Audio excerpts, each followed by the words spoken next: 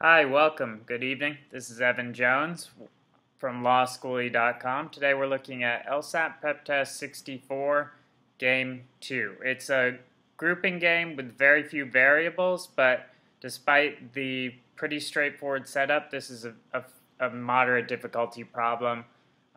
Solving the questions is not easy here, despite the easy setup. So get out your volume 5 and do it on your own, then check back if you've had any troubles, and we'll be here. Okay, let's take a look at the setup now and make sure we've got that done properly. Okay, setup wise, we've got these 5 ambassadors and they're assigned to 3 different countries, and each country has the requirement that you've got 1 ambassador filling that spot, and you can't have any more than that. So the way to set this up, I use blocks to signify that this space has to be filled. So we have to put somebody in there. We don't know who. And then, very important in this game, because there's so few variables, you've got 2 variables that are out. So rather than ignore that fact of the game, I like to add this little out area where when you do your future mini diagrams and you're redoing this, you'll be able to keep easy track of who's out, because it turns out to be very important, as it frequently is in these grouping games. So this could be thought of really as an in-out game with extra details over here, and we'll see how that plays out. Okay, so for the actual rules, we've got K or N is assigned to one of these, but not both. And what that loosely means is, wherever you see K, you cannot see N. So we'll do a biconditional rule here. K, then not N. If K's over here, N's over here. If N's over here, K's over here, etc., etc. So another good visual way to do that is you can just add a K and N spot to here. So at least one of these 2 will be out. And you likewise know that at least one of them is going in. And that'll kind of act as a powerful visual reminder. You might want to be very careful how you diagram this part so that you don't think that K and N has to be in any specific box. It's like a bracket. It's just somewhere in here you have K and N. And that's kind of going off the script with how you diagram, but I like it as a backup to this rule, Okay, so we've got that settled, K and N, we know how they're going to play out. We've got this new one that if J is assigned to an ambassadorship, then K is as well. So, you can imagine how that'll play out. If you have J over here, then you'll have K, and then N will go over here. But for now, this is all I feel like I need for how to diagram that rule. Let me make it a little more compact here. J, then K. And you can actually attach that to this prior rule if you want. So, that might help make it more clear that when you have J, you can't have N in either. So I actually am definitely in favor of redoing the rule that way. And then for the next rule, we've got if O is assigned to Venezuela, so if O is V, then K is not the ambassador for Yemen. K, Y. This is one of those really tricky rules where I see this, I know this is just going to be a pain to remember. So maybe take an extra moment or 2 to commit that to memory and kind of possibly try and see in your head what that looks like. K can't be there if O's in V.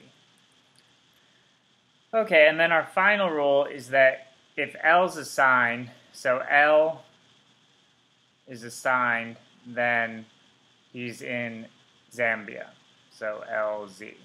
Again, tricky rule to remember, but you can also commemorate that with L up there. two not lost, that he can't go in those spots. Okay, and then with that, you're ready to go on and start attacking the questions. Question 7, the acceptability question, we're not going to deal with it. However, just because we skip doing them in these videos, never skip them or save them to the end or anything like that. These questions are very important for helping you remember the rules, helping form a solid memory and bond with those rules. So never ever skip them. In this case, take your rule one at a time and eliminate answer choices where it's violated. You'll be left with one standing, and that's B. Okay, so question 8. We're asked a pair of candidates who are not assigned to the ambassador, so who could be the pair that's out here, right? So we need to find some pair that could be acceptable in the out group who's not assigned.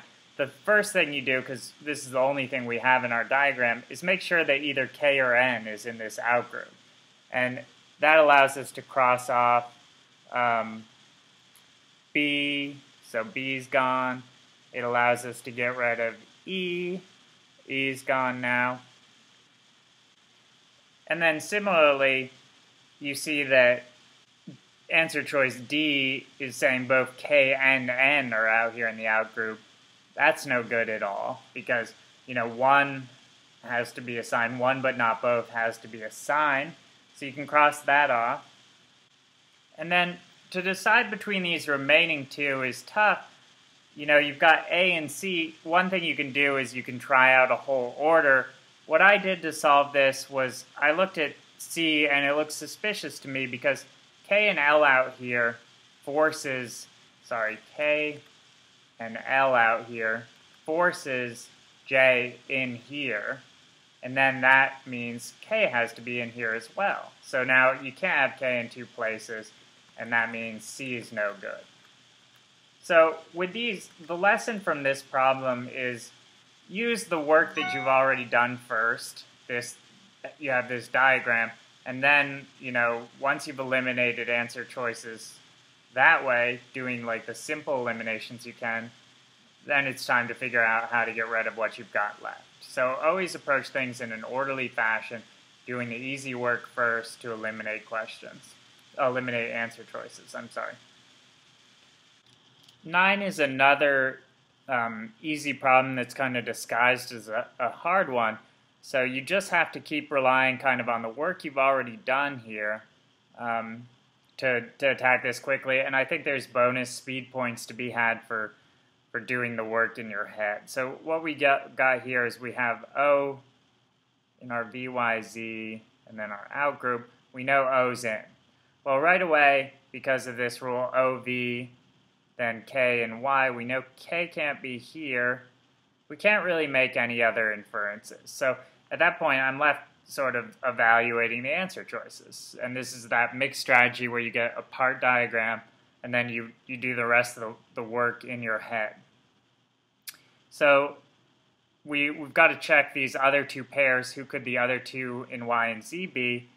Well, J and L is no good because of this K and N. We need K and N somewhere in here, one of K and N. So that's gone. A's gone. Then for B, we've got J and N going into this group. Well, that's not cool because then, the presence of J, you need K as well. There'd be no space for him. So B's gone. C, K, and L, again, quick mental work to do this. K, if L comes in, it has to be here, and it has to be here in Z, and that would force K into here. So you could do that in your head, or if you need to, write it out, but that eliminates C. And then D, K, and N. K and N, you're just simply violating this rule. You can't have both of these assigned. So they're hoping that you maybe forgotten that rule at this point, and that'll be harder, but still, just look for rules that are going to come into play. When you've got K and N, you'd immediately see this and realize, no, that's no good. And that leaves E as the correct answer by default. It'd be saying L and N, and that's okay. You've got your KN pair, that leaves K out here and J out here. Okay, so that's question 9. Okay, on question 10, we've got K assigned to Yemen, right? So we start with our VYZ, and we stick K in Yemen, and then you're making your mini diagram, you immediately want to see what rules that affects. Well, if O is in here, then K and Y would be no good, right? Because of this rule. So we can never have O here. And then what else are we looking to do here? Well, with K on the in group, that means we know N has to go in the out group. And at this point, I thought, we're running low on variables. Let's just see what can go in the spaces that we have remaining. So I don't put them in there, but I kind of write them as a list up above. And over here, L would be fine, I think, and then O would be fine. I think that J might be okay. So I try it out. Can I put J in here? J, and then we've got K. But what's left? O can't go over here. L can't go over here. N can't go over here. There's nothing left. So that means J has to be right here. So, and then without going any further at that point, I saw that that's probably the right answer. So as far as it must be true here, I'm looking, does J have to be in V? Yeah, I see that as answer choice A. So that was how I got to it. There would be some other ways to solve this problem. You could just start trying combinations. It's less efficient, but you'd quickly realize, say I'm trying JKL is an okay combination, JKO is an okay combination. Well, I'd quickly realize that the one commonality is J has to be here. So I might look for that in the answer choices. Okay, so that solves question 10. You got A, difficult question, but if you just keep your cool and pursue some reasonable strategy that tells you what these possible orders are given this rule, you're going to quickly get to the right answer. For 11, we're just asked what cannot be true. And I really didn't see anything better than just straight up trial and error here. So I just went to it. I built my little chart, with my inside and my outside, and start filling in possibilities. So what cannot be true? J is assigned to Z. That would necessitate having K, so we can have K, and then we have N over here. We can't have L over here, so it's here, and then we're left with O and B. Totally fine. So cross A off. And again, just quickly realizing that this is your best strategy and just getting down to business and doing it is key here. So then we've got for B, K is in Z, which puts N over here and L over here again, because when we have L, it has to be in this spot, remember. And then, then you're using J and O, and you can just put them wherever over here. So that's totally fine. B's gone. It can be true. C, we've got N assigned to Z, so N over here.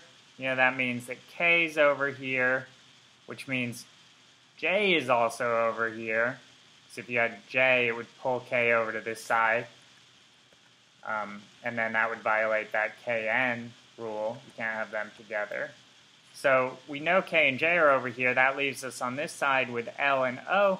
Problem is, if you have L over here, it would have to be in the Z spot. Again, that's the only place L can go.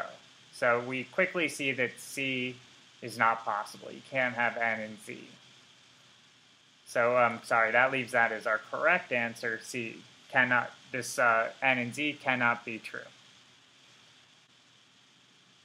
Question 12 is one of these really annoying questions because you have to really shift gears. So you're asked to find a substitute rule, and here we need to find a new rule that has the same effect as the J then K rule. And what I do with these questions is I kind of look for ones that look likely, you know? So A is saying this new rule, K, then J, well, that's the opposite rule of that, you know? So that's not looking like a likely candidate. I don't bother crossing it off, but I just go on to keep checking things. Okay, so then now I'm on to, I've checked off A, but I haven't fully crossed it off yet. Now I go on to check out B. It's giving us L and O are both in, then so is N. Well, that forces J and K over here together on this part, but that's different than this rule telling us that if J is a sign, then K is also a sign. So again, I'm not fully eliminating it necessarily, but I'm moving on looking for something better. And then C, if O is out, then K is assigned to an ambassadorship. Yeah, so O's out, K's in. That doesn't tell me anything about J's location. So maybe, I don't know, under this scenario you could have J, O, and then K over here, and that's totally fine. So again, I'm not really doing out all the work quite yet. I'm hoping I can see one that's just more likely, but I'm moving on to the next one. Okay, and then D here is J and N are not both assigned to ambassadorships. I'm sorry, I keep stuttering on that. J and N are not both assigned to ambassadorship. This one looks more promising because, you know, you have this new rule that it's like J or N here, right? J or N here. And if I do J, if I pick J, well, remember I still need one of K or N because of this rule up here. So if I have J, then I definitely need K. Okay, and that forces N over here. So yeah, that does end up with the same result that whenever I have J, I need K. So it works. So without really fully analyzing these other ones, I kept going down quickly to find one that looked promising. I checked it, sure enough, it's good. So I saved myself some time there. So copy that strategy on these ones of sort of looking for something more promising before doing like a really hard trial and error pass if you don't find anything. Okay, so that finishes the game. Very difficult game. I would expect it's going to take 8.5 minutes minimum, maybe considerably more to do that. So hopefully you did well on game 1 and saved some time for games like this. Okay, so that's that. Let's move on to game 3.